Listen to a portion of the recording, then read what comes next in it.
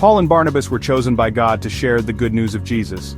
This good news was for everyone, both Jews and Gentiles. They traveled to different places, starting in Antioch. Their mission was to spread the message of Jesus. This message was one of love, forgiveness, and salvation. The Holy Spirit guided them on their journey. Paul and Barnabas knew their mission wouldn't be easy.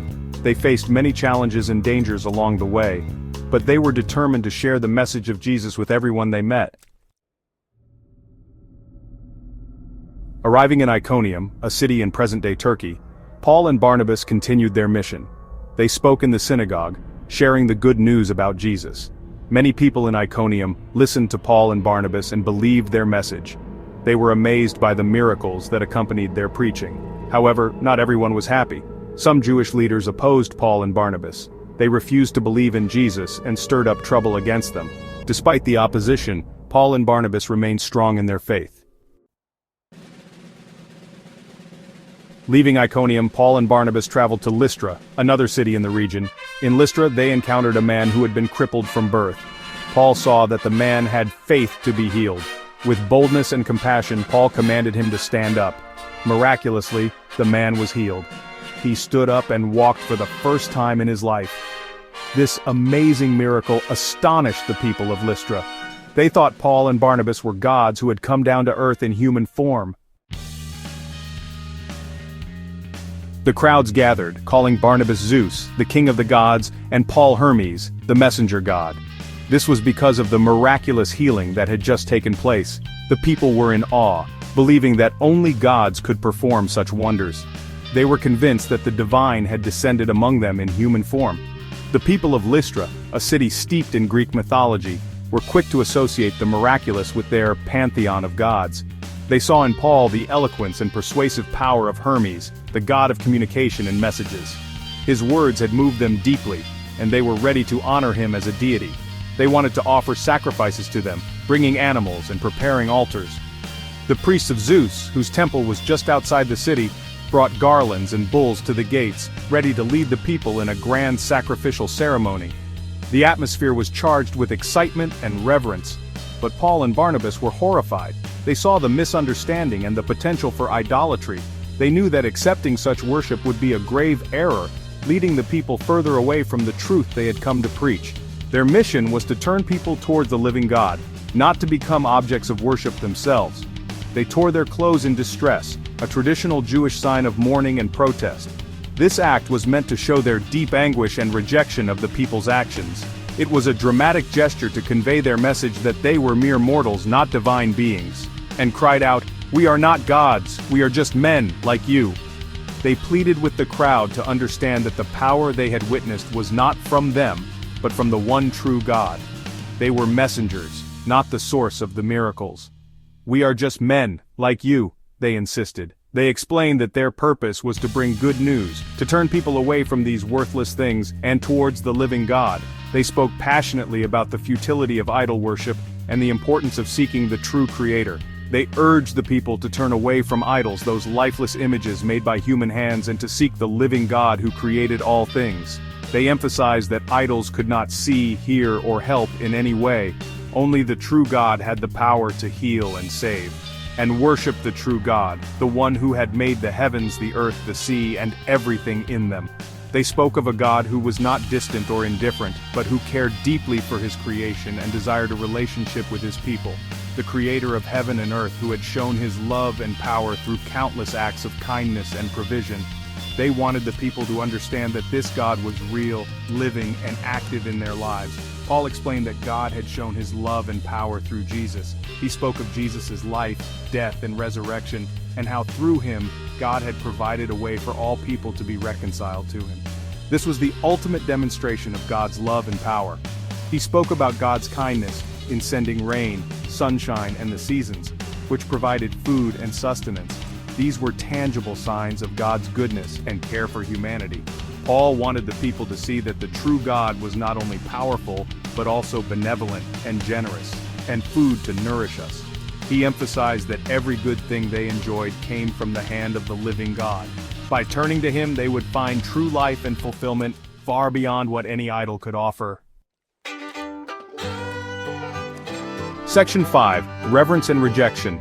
The people of Lystra were amazed by the healing of the crippled man. They were ready to worship Paul and Barnabas as gods. However, Paul and Barnabas quickly corrected their misunderstanding. They explained that they were merely messengers of the one true God. They pleaded with the people to turn away from false gods and worship the Creator of all things.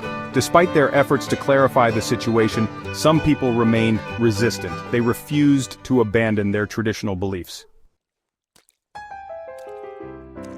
Section 6. Courage in the face of persecution. Despite the initial awe and reverence, opposition soon arose. Jewish leaders from Iconium and Antioch arrived in Lystra, spreading lies and stirring up the crowd against Paul and Barnabas. These opponents were filled with jealousy and anger. They turned the people against Paul and Barnabas. The crowd, easily swayed, turned violent. They stoned Paul, dragging him out of the city, believing he was dead. However, surrounded by the disciples, Paul miraculously got up and went back into the city. Section 7. Strengthening the believers. The next day, Paul and Barnabas left Lystra and traveled to Derbe, another city in the region. In Derbe, they continued to preach the good news and made many disciples. Then, despite the persecution, they courageously returned to Lystra, Iconium, and Antioch. Their purpose was to strengthen the new believers. Paul and Barnabas encouraged the disciples to stand firm in their faith. They reminded them that suffering for Christ is a part of following him. Section 8. Return to Antioch, a time for reporting and rejoicing. After strengthening the new believers, Paul and Barnabas returned to Antioch, where their journey had begun. Their mission had taken them through many regions, where they faced numerous challenges and witnessed incredible acts of faith. They had traveled far and wide, spreading the message of Jesus Christ and establishing new communities of believers. The journey was arduous, filled with both trials and triumphs. But their faith and determination never wavered. Upon their return, they gathered the church together and reported all that God had done through them. The church in Antioch was eager to hear about their experiences and the impact of their mission. Paul and Barnabas recounted their travels, sharing detailed accounts of the people they met, the challenges they faced, and the miraculous events they witnessed. Their stories were filled with moments of divine intervention and the transformative power of the gospel. They shared stories of God's power at work, the miracles they witnessed, and the growing number of believers. They spoke of healings, deliverances, and the many signs and wonders that accompanied their preaching. Each story was a testament to God's faithfulness and the unstoppable spread of his message. The believers in Antioch listened with rapt attention, their hearts filled with awe and gratitude for the mighty works of God. They rejoiced in the establishment of new churches in the region. These new communities of faith were a beacon of hope and a testament to the transformative power of the gospel. Paul and Barnabas spoke of the leaders they had appointed, the teachings they had imparted, and the vibrant faith of the new believers. The church in Antioch celebrated these new beginnings, knowing that the seeds of faith were taking root and growing strong. Their report brought great joy and encouragement to the believers in Antioch. The news of the expanding Christian community and the miraculous works of God filled them with renewed zeal and determination. They were inspired by the courage and dedication of Paul and Barnabas, and their own faith was strengthened. The church in Antioch rejoiced together, praising God for his goodness and the spread of his kingdom. They praised God for his faithfulness and the spread of the gospel to the Gentiles.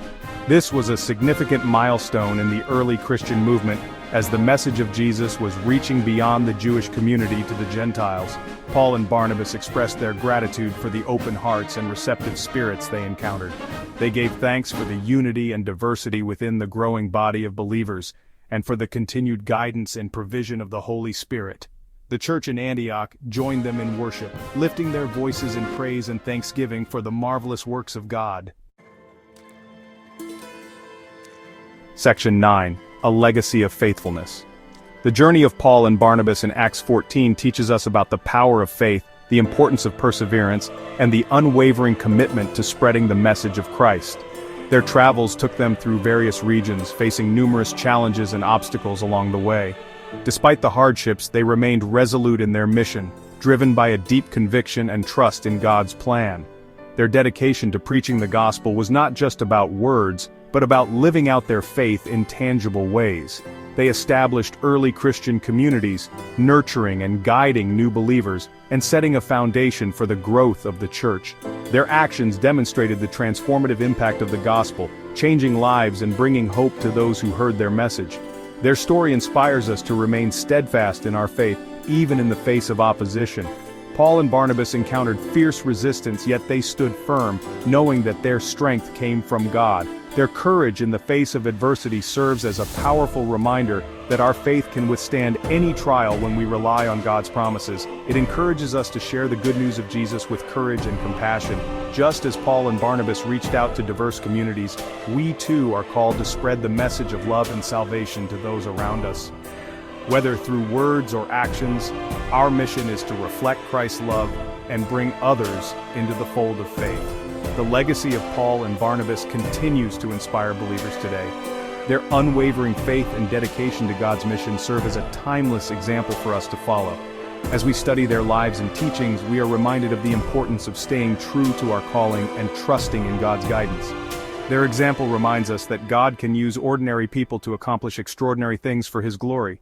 No matter our background or circumstances, we are all capable of making a significant impact in the world when we surrender our lives to God's will.